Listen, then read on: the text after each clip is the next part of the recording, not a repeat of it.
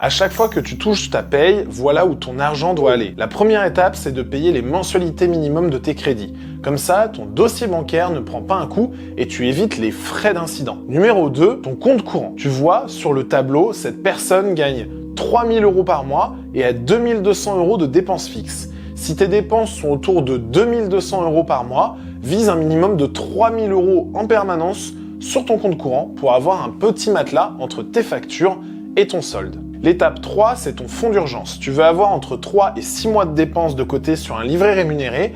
Les meilleurs livrets en France, comme le LDDS ou les comptes à terme, paient entre 1,7 et 3,5% en ce moment.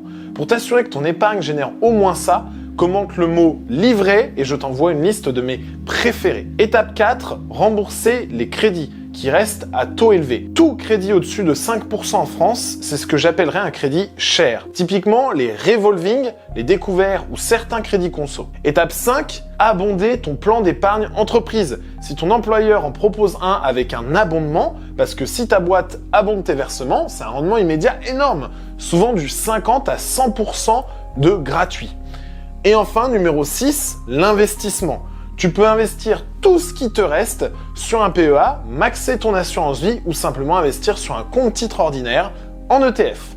Idéalement, tu veux suivre les étapes en cascade, tu commences par l'étape 1, puis la 2, puis 3 et tu descends jusqu'à la 6. Si tu as des questions, dis-le-moi en commentaire. Et donc, comment tu as trouvé la globalité de cet accompagnement? Non, on est bien accompagné, il n'y a pas de souci pour ça, au contraire. Puis s'il y a des questions à poser, on les pose pour nous répondre sans problème.